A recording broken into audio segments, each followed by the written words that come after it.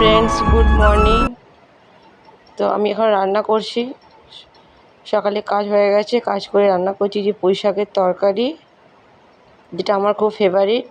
আর এই যে এখানে ডিম সেদ্ধ করে রাখা আছে, 3 জনে 3টে ডিম, আমরা 3 জন মানুষ। আর এখানে ডালটা হয়ে গেছে। এখানে চাল ধুয়ে রেডি করে রেখেছি, আর ছেলের জন্য যে আলু কেটে রেখেছি, আর একটু চাটনি। এই চাটনিটা হচ্ছে আমার ছেলের খুব ফেভারিট, ও টক ছাড়া ভাত খায় না।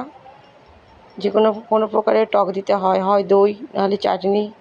আমটা দিই না, আমটা খেলে অ্যাসিড হয়, তার জন্য টমেটো চাটনিটাই বানিয়ে দিই। আর হয়ে গেছে। তারপরে এই যে ডিমের তরকারি, যেটা আমার একদম খেতে ভালো লাগে না, কিন্তু আমি জোর করে খাই, বাধ্য হই খাওয়ার জন্য, কারণ দুজনের জন্য রান্না করেই, আর আমার জন্য কি একাই রান্না করব? তো এই হচ্ছে আজকে রান্না।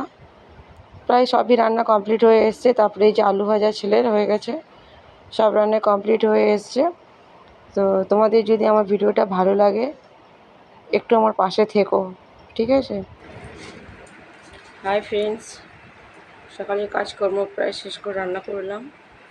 রান্না হয়ে গেছে, রান্না করে একটু হাওয়াতে বসেছি, প্রচুর গরম লাগছে। এখন ছেলেকে একটু পড়াবো, আর ছেলেকে স্নান করানো হয়ে গেছে। ছেলে এই যে